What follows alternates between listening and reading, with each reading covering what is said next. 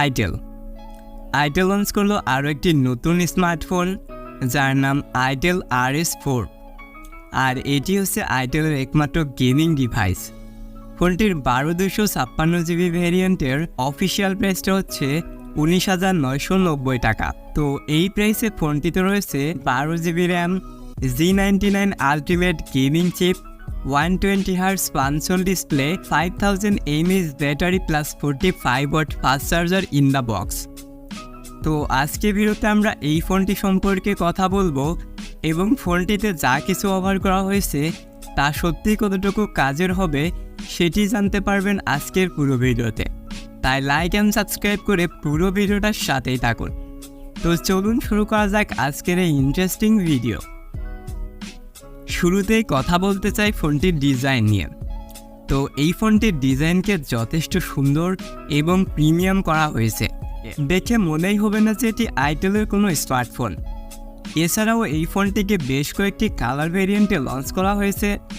Ports and বাটনগুলো ঠিকঠাক পজিশনে রয়েছে, সেই সাথে এই ফোনটিতে রয়েছে ডুয়েল স্টেরিও স্পিকার যার সাউন্ড কোয়ালিটি যথেষ্ট লাউড এবং ক্লিয়ার, এবং এর ফিঙ্গারপ্রিন্টটিকে সাইড মাউন্টেন করা হয়েছে যেটিও বেশ ফাস্ট অ্যান্ড একুরেট।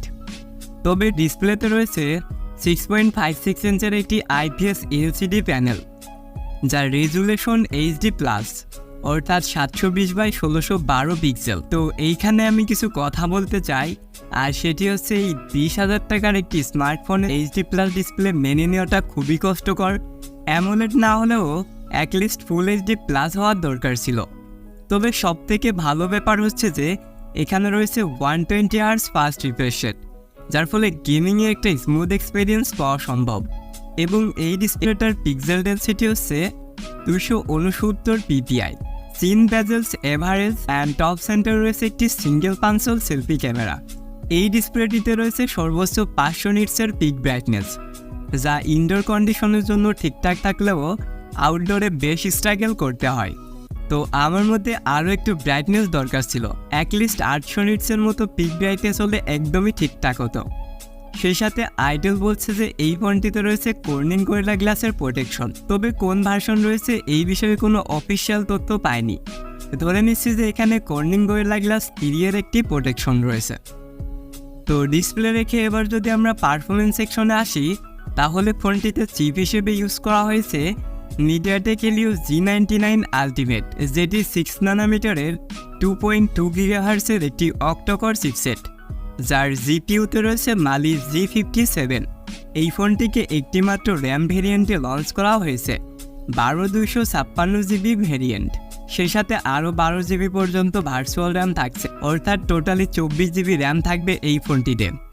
ফোনটিতে রয়েছে out of the box android 13 and ইউআইতে রয়েছে itelOS 13.5। তো এই চিপটার কথা বলতে গেলে এটি G99 এর বড় ভাই বলতে পারেন, আর এটি ঠিক ওইটার মতোই পারফরমেন্স দিতে পারে, কিছু কিছু ক্ষেত্রে একটু বেটার পারফরমেন্স দিতে পারবে এই আর কি।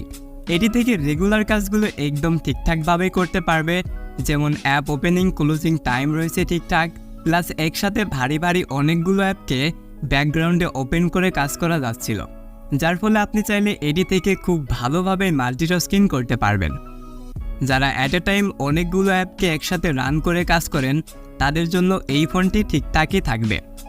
তো এবার যদি আমরা গেমিং পারফরমেন্সে আসি, তাহলে একটু আগে যেমনটা বলছিলাম এটি G99 এর মতোই পারফরমেন্স দিতে পারে, গেমিংয়ের বেলাও সেম পারফরমেন্সটাই দিতে পারবে, অর্থাৎ PUBGতে সর্বোচ্চ HD গ্রাফিক্স এবং হাই ফ্রেম রেটে গেম প্লে করতে পারবে। টুকটাক ফ্রেম ড্রপ রয়েছে এবং অ্যাকশন মোমেন্টগুলোতে হালকা পাতলা ল্যাগ রয়েছে, তবে একেবারে যে আটকে ধরে রাখে খেলা যায় না ব্যাপারটা এমন নয়, খুবই সুন্দরভাবে অ্যাকশন মোমেন্টগুলোতেও গেম প্লে করা যায়। তবে সবথেকে বেটার আউটপুট পেয়ে যাবেন আপনারা স্মুথ এবং আলট্রা গ্রাফিক্সে। এবং কল অফ ডিউটির কথা বলতে গেলে ডিফল্ট সেটিংসে খুবই সুন্দরভাবে গেমটি রান করা যাচ্ছিল without any kind of lag and frame drop. এবং সর্বশেষ ফ্রি ফায়ারের কথা বলতে গেলে ফ্রি ফায়ার লাভারদের জন্য সুখবর রয়েছে, কারণ ফ্রি ফায়ার গেমটিকে আপনারা সর্বোচ্চ সেটিংয়ে রান করতে পারবেন, অর্থাৎ ultra graphics and high frame রেটে ফ্রি ফায়ার গেমটিকে রান করা যাবে এবং এই চিপটি দ্বারা স্মুথলি গেম প্লে করা যাচ্ছিল। তো যারা 20,000 টাকা প্রাইস পয়েন্ট থেকে একটি গেমিং ডিভাইস নিতে যাচ্ছেন তারা এই ফোনটিকে নির্দ্বিধায় নিয়ে নিতে পারেন। তো পারফরমেন্স রেখে যদি আমরা এখন ক্যামেরা সেকশনে আসি, তাহলে এই ফোনটির ক্যামেরা মডিউলটি দেখলে আপনার কাছে মনে হতে পারে 3-4টা ক্যামেরা রয়েছে, বাট এইখানে একটি মাত্র কাজের সেন্সর রয়েছে, আর এটি হচ্ছে 50 মেগাপিক্সেল। ফোনটি রয়েছে 8 মেগাপিক্সেলের একটি সেলফি ক্যামেরা। তবে ভালো ব্যাপার হচ্ছে যে এই ফোনটি থেকে সর্বোচ্চ ভিডিও রেকর্ড করা যাবে 2K 30 FPS পার সেকেন্ডে।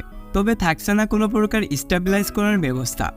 যদিও এটি একটি গেমিং ডিভাইস, তাই স্টেবিলাইজ করার ব্যবস্থা না থাকাটাই স্বাভাবিক। এবং 50 মেগাপিক্সেলের কথা বলতে গেলে এটি দ্বারা ডে লাইট আর লো লাইট দুইটা লাইট কন্ডিশনে বেশ ভালোই পারফরমেন্স করতে পারছিল এই বাজেটের অন্য ডিভাইসগুলোর মতোই। তাই আপনি এই বাজেট থেকে ভালো একটা ক্যামেরা পারফরমেন্সও পেয়ে যাচ্ছেন। সাথেই রয়েছে 5000 mAh এর একটি ব্যাটারি প্লাস 45 ওয়াট একটি ফাস্ট চার্জার।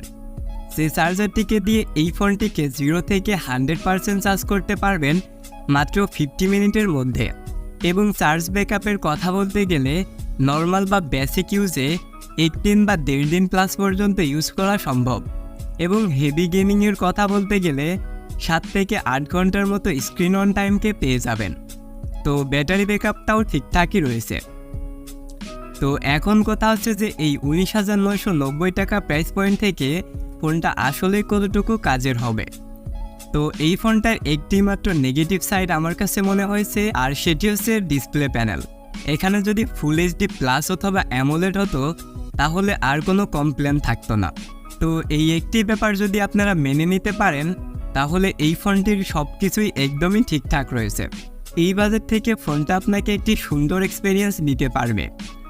তো আই থিঙ্ক আপনারা বুঝতে পেরেছেন যে এই প্রাইস পয়েন্ট থেকে ফোনটা আপনার জন্য ঠিক হবে কিনা। তো যদি ভিডিওটি একটুও কাজের মনে হয়ে থাকে তাহলে অবশ্যই একটি লাইক করবেন। চ্যানেলে আপনি নতুন হয়ে থাকলে চ্যানেলটিকে সাবস্ক্রাইব করতে পারেন। আর সম্পূর্ণ ভিডিওটা দেখার জন্য অসংখ্য ধন্যবাদ। Thanks for watching.